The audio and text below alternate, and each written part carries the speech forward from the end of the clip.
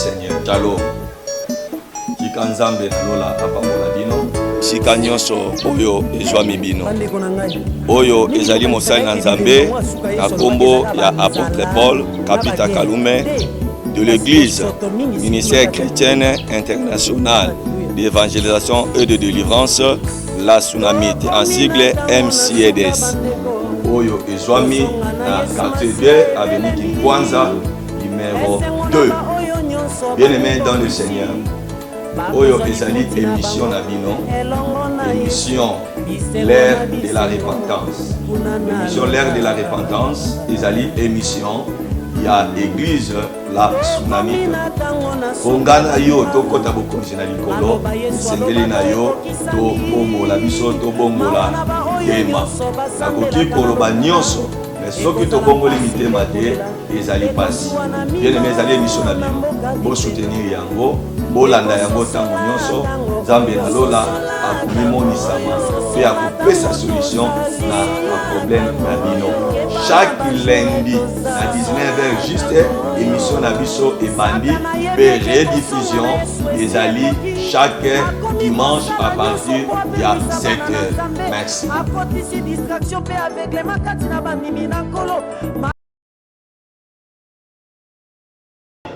Oyo bozali kolanda chaîne na bino, chaîne RTCK News. Be bisika bozali bozolanda bozozela émission oyo l'ère de la repentance. Tikanzam na lola pambola bino, lobana ndeko azali banda ete tango ekoki émission na bino oyo kolingaka ebandi. Benga papa, benga mama, benga mwana, benga ba camarade ete bakota na ndaku. Pe bien-aimé, zwa bloki noti na yo, biki na yo, pe oyeba kozwa oyo ezali ya motuya. Nzambe na lola zwa lokumu pamba te apesi biso lisusu ngolu ya koyeba na komona mokolo oyo pe ya koyeba na kopusana liboso na bino pona kopesa émission ya pokwa na lelo oyo ezali émission l'ère de la repentance. Émission l'ère de la repentance ezali émission ya église la Tsunamite oyo epesamaka na mosali na Nzambe apôtre Paul Kapita Kalume. Donc ngai oyo nazali liboso na bino lelo nazali ngai mokote lisusu na banzi bomoni peut-être pe basusu bayebi peut-être basusu bayebi ete nazanga mokote na gauche na ngai tozali na mosali na Nzambe oyo na respectaka vraiment mingi mais na kosepela ye moko a se présenter. Bonsoir papa. Bonsoir. Boni. Vraiment se présenter le bosso ya bana Nzambe bazali kolanda biso na pokwa na lelo. Mbote na bino bana na Nzambe, ndenge Mungu na Nzambe auti koloba. Na bengani na kombo ya pasteur Alain Kindundu Bukaka ya église les fils du roi. Merci beaucoup. Boni etonga na nkolo. Nangolu male male. Vraiment nangolu to za ko bikela. Tozali kobanda programme na biso sans oublier na caméra. Tozali na ndeko DT image, BTD image, pe ndeko Miché. Bangonde basimbi caméra et bongo na technique. Tozali na ndeko Chris. Donc na nzela na ye na bango nde tozomona na li boso na bino na banda kuna bino. Yambo tokota na mama likambo na biso tozali na kobondela pamba te Nzambe nde azali liboso ya nyonso. Bino bobondela biso pe tobondela donc tobondela na bino elongo kokaba moma oyo tolingi koyoka maloba na Nzambe tobondeli na kombo na Yesu. Mosantu topamboli yo topesi yo lisusu merci na pokwa malamu oyo yo opesi biso lisusu. Nzambe na lola ya koyeba na komona pokwa oyo pe koyana esika pe komona na lisusu liboso na bana na yo kumama na yo po tozali Nzambe malamu pamba te yo nde olingi ete na pokwa na lelo pe bana kokutana na mosali na yo mpo na koloba oyo ezali de ta part na kabiba ndeko banso oyo bazali kolanda biso na maboko na yo tika yo ozala Nzambe kati na bango maloba oyo ekobima ezala oyo ekosunga ekoedifie ezala oyo ekobima kimia ezala oyo ekobima connaissance kati na bana na yo Béni le banayo et kangola. Seigneur Dieu de gloire. Yo le bien te mvula tango no kaka. Ezonga kapamba te yango ezonga esengeli eboti sankona. Loba oyo ezali mvula. Wana yango ezali kobima. Yawe yambo ezonga tika ete bana koboti sankona na kombo na yo Yesu Kristo. Salela biso puissamment na lisungia mo santo na kombo na Yesu Kristo. Mokonzi pe mobiksi na biso. Merci Seigneur Jésus-Christ. Merci Seigneur Jésus-Christ. Amen. Amen, amen. Bien-aimé, lelo tozali ko partager maloba na Nzambe, mais thème na biso ezali pe mutuna. Pamba te jusque là tozo comprendre te. Eza lokola tozo tambola na ignorance ya kozanga boyebi. Partout tozo tambola, tozo mona, tozo yoka. Yango toza na besoin to ma lumière na peuple na Nzambe. Oyo bazali kolanda biso bisika biso na kimpese mobimba na quartier premier na quartier 2 de bis na centre commercial na quartier 3 na quartier 4 pe na bandeko bazolanda biso na lukala bisika biso bandeko bazolanda biso. Tozali na besoin ya komema lumière ete biso banso tomeka nanu kosusula na likambo oyo. Yango tolobi ete teme na biso ezali motuna. Motuna yango eza boy. Il y a combien de dieux? Ou bien nous avons combien de dieux dans le monde? Tozali na banzambe boni. Pambate soki totamboli tozoyoka yango yango nde eza penza na mikolo oyo na nzela. Yango tolingi toyeba. Toinvite mosali ya Nzambe po ameka kofongola biso. Eza débatté. Yes. Eza débatté. Yes. Tu veux critiquer Moutouté, tu veux finga Moutouté, tu veux ça la débat na Moutouté. Ce qui au monique et c'est Pélicio, numéro d'abisso yango wana. Eza déjà komami 089 95 96 383. Et bongo soki olingi na Facebook obetika ka apôtre Paul Kapita Kalume okomona ngai nakobima soki polingo solananga na WhatsApp connexion eza déjà kofungwama WhatsApp ezali même numéro oyo ezali affiché na bitando mike na bino soko za na besoin tinda message na WhatsApp tokoyamba yo na febe tokoyamba yo message tokoyamba yo ba signe de vie na bino pe ezali très important. Parce que ezali mosala na Nzambe tozoteya mais thème na biso ezali motuna tozali na banzambe boni na se na tango banzambe bazali boni banzambe bazali boni parce que tozomona ebele tobelela banzambe na biso tobelela bakingani na biso tozongisa bangani na biso toza na banzambe boni na se na tango yango motuna etunameli biso na pokwa na lelo yango nazopesa maloba na mosali ya Nzambe tozali na banzambe boni na se na tango. Merci apôtre Paul. Na se na tango na likolo na se partout dans le monde. Nous avons un seul Dieu. Vraiment. Ozakaka na Nzambe moko. Oyo aza père, oyo aza Nzambe. Azakaka moko. Raison pour laquelle sokotali na mokanda na Galates chapitre 3 na verset 20. Bible zo di sabisoni. Galates chapitre 3 yozo la biso na bandako. Esengeli bon noter ba verset yo nde to comprendre. Na peso Galates chapitre 3 verset 20. Et notez Romains 3 verset 30. Galates chapitre 3 verset 20. Totangi na kombo na Yesu. Amen. Oh, le médiateur n'est pas médiateur d'un seul, tandis que Dieu est un seul. Ah, amen. Amen. Bazobisa biso na boyende médiateur, azaka médiateur ya mutu moko te. Mais Nzambe azaka Nzambe moko. Donc médiateur azapona batu ebele, mais il y a un seul Dieu. Awa tozotalisa biso Nzambe, batuni biso motuna. Pe mingi to mitunaka. Banzambe yango bazalaka boni parce que batu ebele na koyoka na matoi babimi na bondimi. Ya koyeba ke Nzambe aza moko, or ke Nzambe aza moko.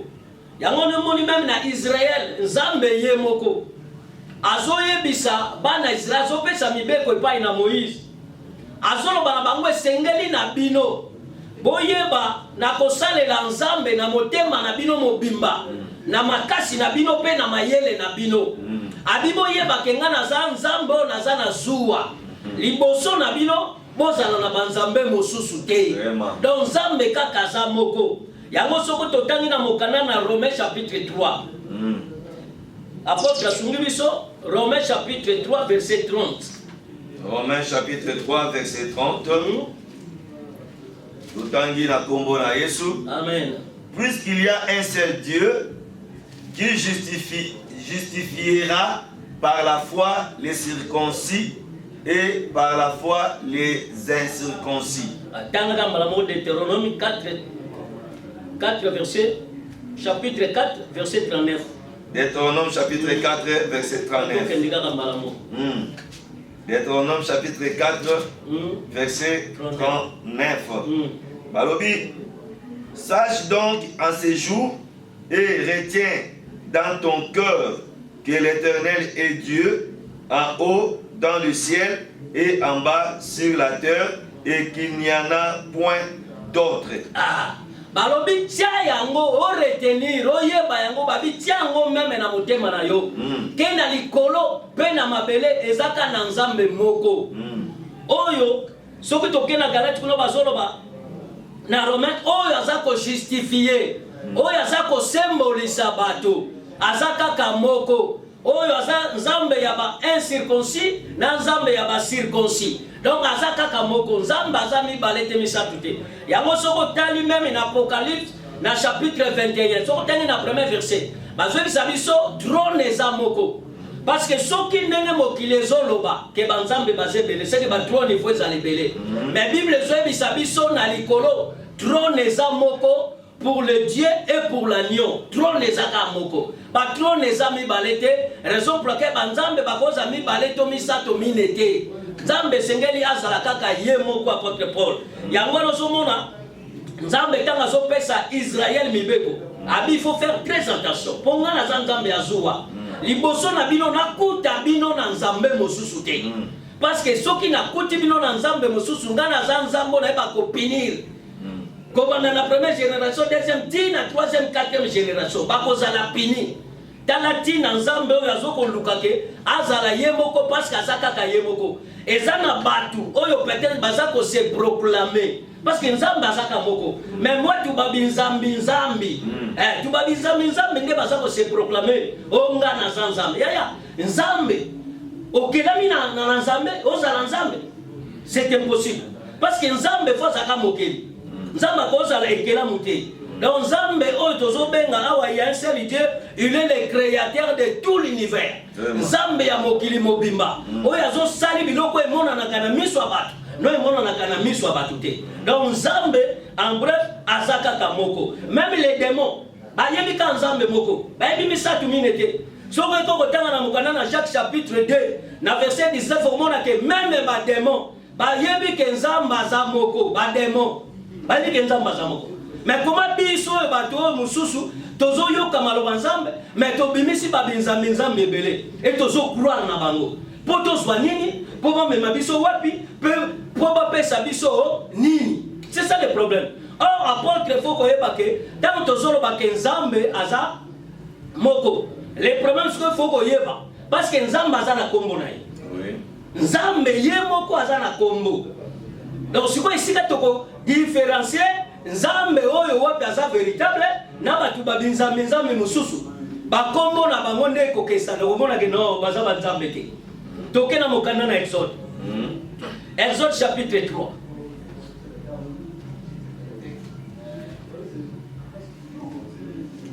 Exode. Chapitre 3, totangi 13e verset, kino na 16e verset. Chapitre 3, verset 13 à 16.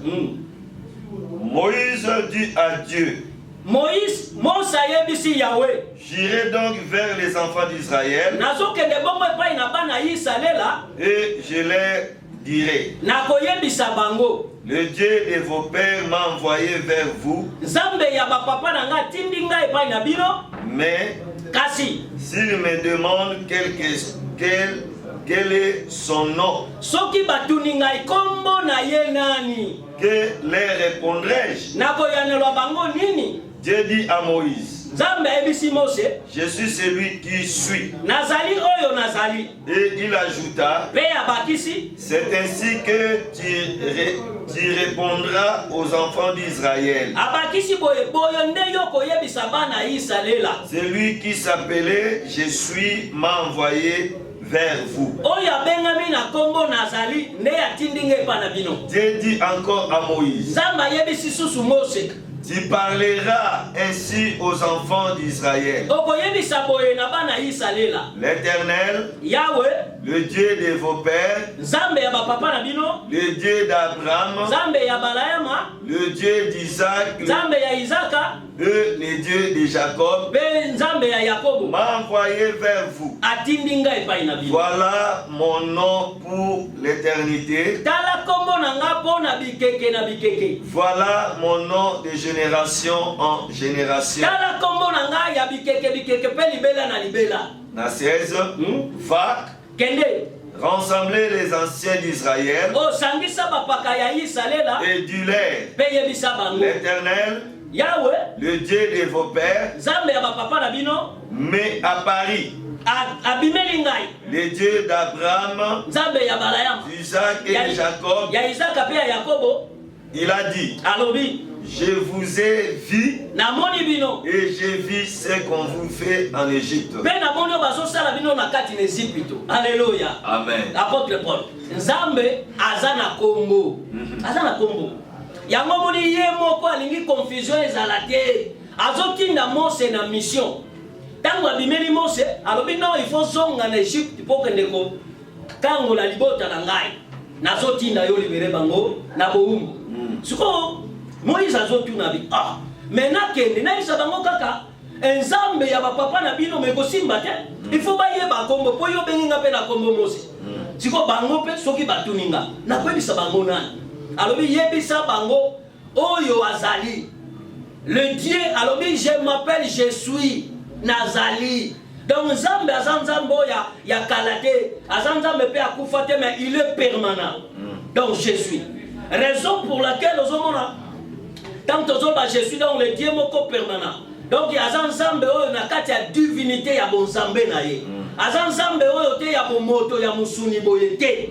Azanzambe ya nzambe oyo aza mokeli na biloko nyonso emonanaka no emonanaka te. Donc il y a un seul Dieu oyo aza nzambe. Bible lobi nzambe ya likolo pe ya se na mabele pe ya mokili mobimba. Tokoki kozala na banzambe moko divisé te. O kote kuna na nzambe kote kuna na nzambe.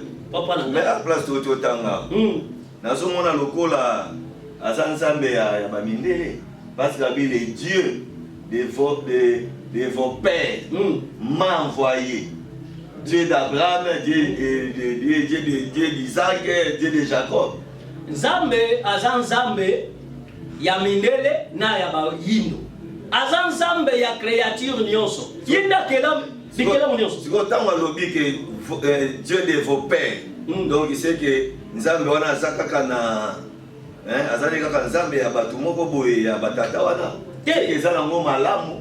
Ya kosambela ka nzambe ya batata na biso ya bapoko na biso. Non, c'est tout à fait différent. Nzambe tango azoyebisa ye bango boyelo bake nzambe ya Abraham. Parce que Abraham azalaki muto oyo azalaki kondimela le vrai Dieu.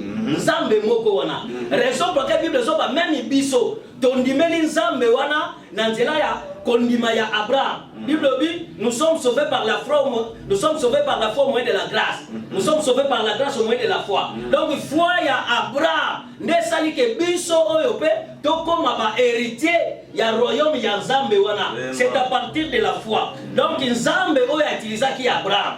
Yama monaki ke lokola ya utilisaki Abraham comme le père de la foi. Yama biso to bimi na nzela ya Abraham. Et le problème est nini? Omoni tango Nzambe abimi Mose. Kuna na mboka kuna na Israël. Bible solo ba bien. Abimeli kuna zotine mission ya zotel sa Nzamba ba papa na bilo. Et mission esuka ki wana te. Vous comprenez? Mission esu ya bota ngomona mission ya Nzambe Yesu ay kokota na kati. Siko Yesu akoti na kati nenge nini? Ya mo siko komona ke Nzamba ba ya ba minele karate. Mission ya Yesu auto zoloba tango ba zoloba ke azana kombo moko ebengami na Jésus. Ya moni Yesu ye moko. Azoibisa ba disciple na azoibisa banga lobi je m'appelle Jésus. Je suis l'alpha et l'oméga. Je suis le pain de vie. Vous comprenez? Je suis le pain de vie, je suis l'alpha et l'oméga. Je suis. Donc je suis Awa à se présenter le rôle à Jésus-Christ. Oui.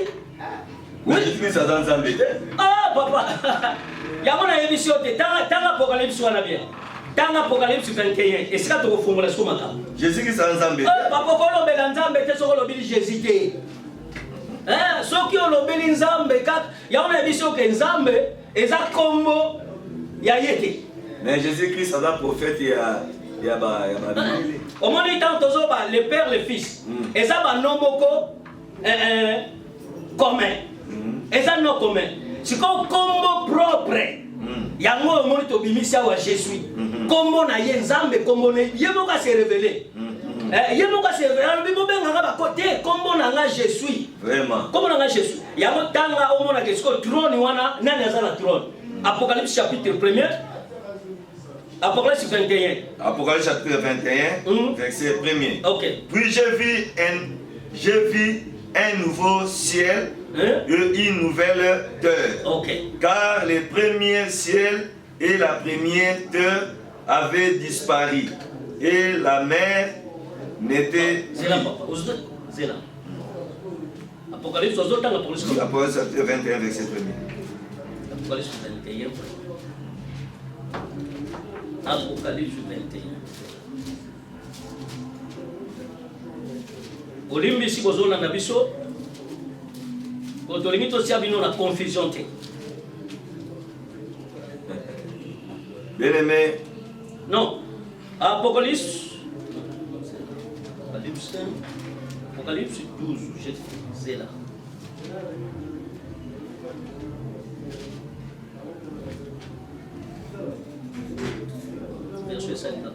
Apocalypse, c'est là. Il faut ne mon jamais. Il faut et mon il faut.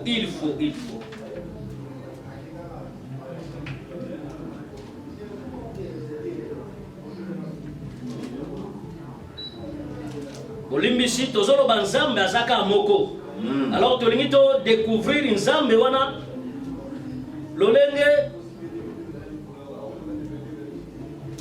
lolenge amimonisie pa ina Abraham pe nzambe wana lolenge ye ayeko mimonisa. Yango tozoluka verset moko na Apocalypse. Yango ne kosilisa mwa makambo tozala ngo Apocalypse 12, 5. Pour le fils qui doit être toutes les nations, avec une vierge de fer et son enfant fille. C'est là qui Apocalypse. Tozaka na Apocalypse. Bien aimé, tu as besoin. Apocalypse 22, verset 1er. Tu as besoin de comprendre. Apocalypse 22, yozola nangana ndako. Apocalypse 22, verset 1er. Apocalypse 22, verset 1er. Ok. Et il me montra un fleuve d'eau de la vie. Ok. Limpide comme du cristal. Ok. Qui sortait du trône de Dieu et de l'agneau. Vous comprenez? Balobi trône ya Nzambe pe ya l'agneau. yango moni na meke ko sala biso ba schéma obino ozala ndako boko ka ko comprendre. Il y a un seul Dieu, il y a un seul trône. On a trône wana par rapport à Apocalypse babi trône wana mutavandi wana nzambe avandi. Babi c'est le trône pour le Dieu et pour l'agneau. Yango tolobi tant apôtre Paul a posé question lobi est-ce que Yesu sikoyo problème eza wapi? Le problème est que tolobi trône eza moko, il y a un seul Dieu, il y a un seul Seigneur, il y a un seul roi. Et aussi il y a un seul sauveur. Sikoyo problème yango ya Yesu yango moni Yesu akoti makambo yango ndenge nini? Parce que tant que il y a un seul Dieu, sikoyo Yesu akoti na makambo yango wa ndenge nini? Tant que lobi nzambe na lola asa permanent. Alors Dieu esengela kinaye soko tangi tamba bazolo bake mutu asali lisuma panza jardin d'Eden esenge mutu akoma ki rejeté nzamba bwaki si batu soko nzambe esengela ki tellement za Dieu d'amour azaki na bolingo azoka pasi na motema batu babwaki sabi na ikela mubazaye azoduka mécanisme nini pour sauver l'homme yango moni kombo ya Jésus kombo ya Jésus eza le nom ya divinité pour le salut. Eza kombo epesami na bonzambe pona lobiko. Yango moni tango nzambe azoluka mécanisme Bible lobi ye moko soko tala lobi na kokita ngai moko. Na kokita nazokita ngai moko pour sauver mon peuple. Alors peuple nzambe azoa ko sauver eza ngai na yo toza na mai na makila toza na bomoto. Pasteur mais voilà mon toit au quitter voilà pour sauver mon peuple les appels Nzambe Jésus est-ce que Jésus a appelé Nzambe oui mais ngana yebi ke na chaque continent bazana batu na bango oyo bazobelela Nzambe na bango parce que bazolo bakeno biso na Afrika wa il faut tobela parce que toza na magie noire parmi les sortes ya magie toza na magie noire donc magie noire efani na biso bakoko ko sala eloko te sans obela magie noire oyo ya biso bakoko bango kuna bamindele faut belela ba européen faut belela masala bela magie blanche yango eza ya bango donc soko longo na Europe oye awa sans ko belela bakoko ya magie noire donc moye loko moko esala mesate donc c'est que bakoko wana baone baza ba nzambe oyo esengeli ko s'adresser pour même loli pamboli to ndenge bakoko ba pambolaka est-ce que bato oyo bakufa est-ce que baza na relation na bato baza na bomo. Je pense que parce que babi que bato ba kufani bango baza ba génie faut que la bango baza ba nzambe mutu akufa soko tangi na Ecclésiaste bazolo ba mutu aza kokufa mémoire na yezo sala te yango na sala contre même bato ba kena na cimetière oh ngai o sha kufa ki aza na mémoire te akoloba te akoyoka yo te mémoire neza futi donc mutu aza na bongo yango Bible zo na Ecclésiaste malamu kutu bazo comparer mbwa na lion balobi malamu ko zano na mbwa za na bongo ke lion si akufa ozo comprendre et balobi mémoire ya moto akufi ezo raisonner le côté siko yo kobelela mutu akufa kwa sala ni ausali le côté yango ni Yesu etse batu botika bakufi bakunda na bango na bango nous sommes en vie to sala makambo batu na bongo yango moni nzambe azanzamba jalousie magie noire rouge blanc soki nani papa nanga nzambe aza contre na makambo wana toke na mokana na Exode siko poto kota to meka koloba nini esala makana batu wana Exode chapitre 20 bani na premier verset qui nous na 7e verset ya bolanda malamu Exode chapitre 20 bolanda malamu siko to yoka Dieu ye moko nzambo ya likolo papa na biso oyo akeli biso na biloko ezomona yoka ye moko ndenga zoloba oyo abengami na kombo ya Jésus parce que toyebi te siko mwa batu banzamzamba ba opesa biso kombo na bango banani to tanga ngo na Bible soki eza Jésus mais soki eza Jésus te obafana papa tanga biloko yaya tolanda totanga makomami na Nzambe mais tango ya mona tanga makomami na Nzambe eloko moko ezoyela ngai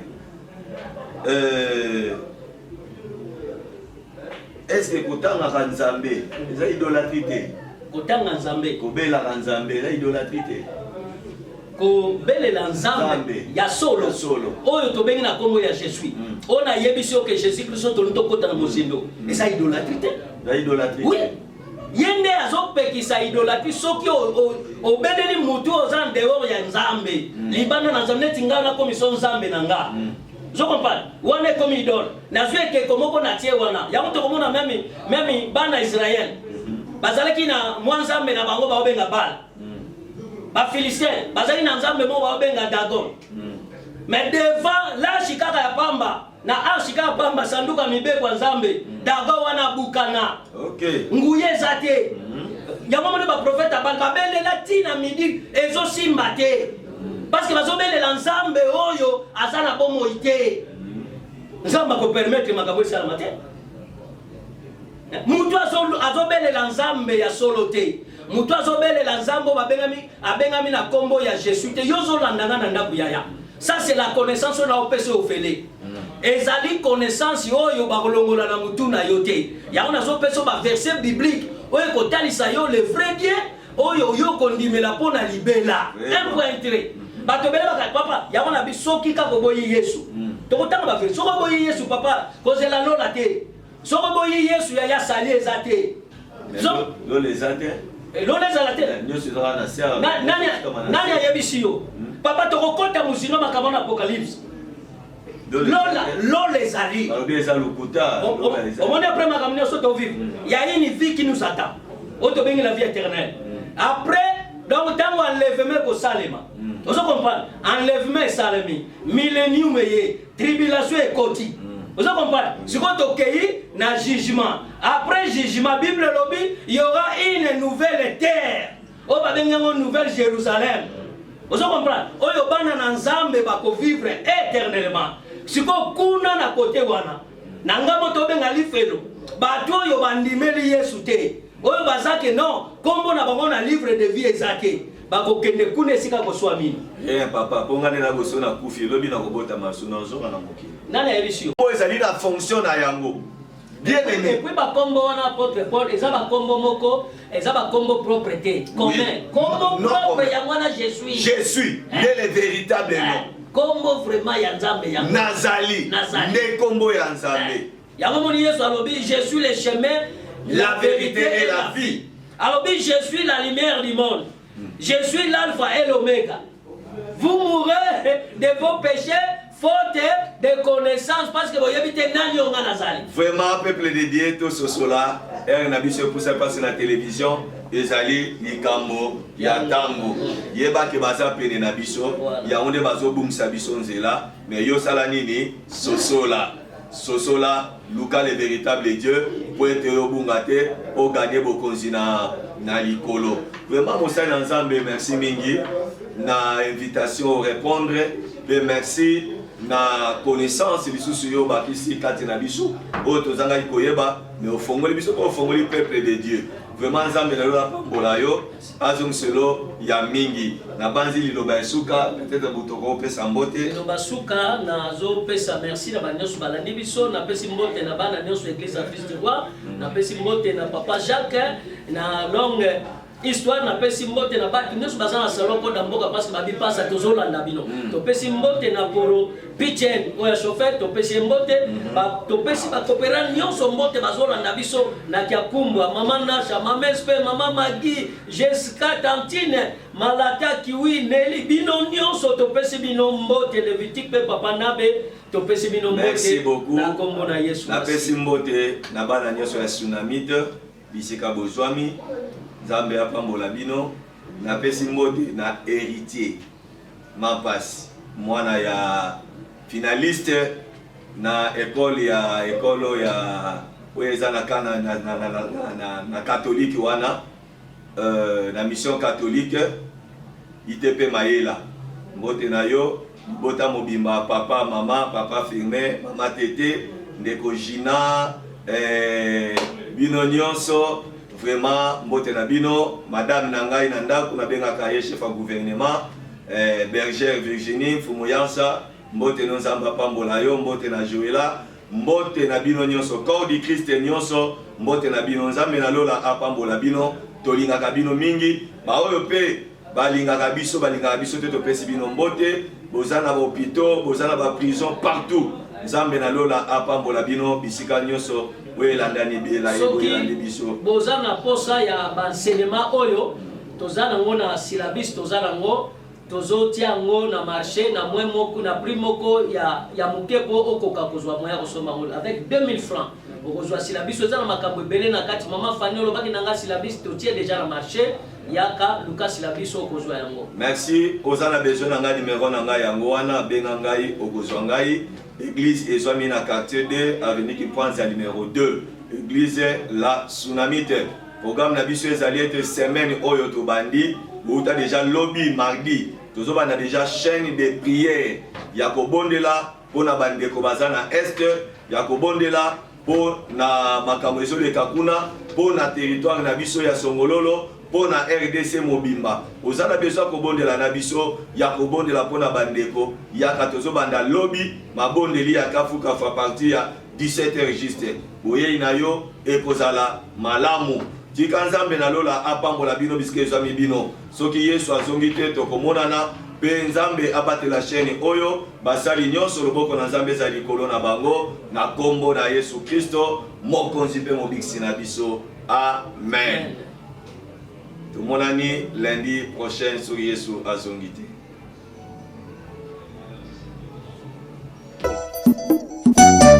Bien-aimés dans le Seigneur, Shalom.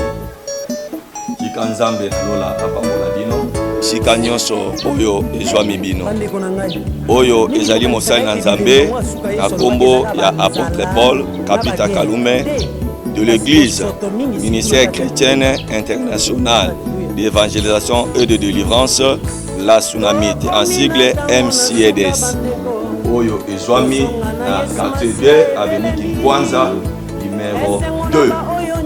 Bien-aimés dans le Seigneur, Oyo ezali émission na bino, émission l'ère de la repentance. Émission l'ère de la repentance, ezali émission ya église la Tsunamite.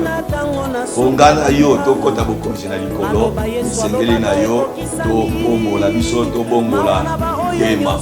Na koki koloba nyonso, mais soki to bongoli mitema te ezali pasi. Bien-aimé ezali émission na bino, bo soutenir yango. Bolanda yango tango nyonso Nzambe na lola akomimonisa pe akopesa solution na problème na bino.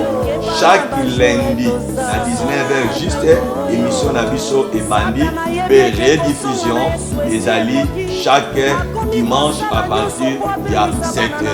Merci.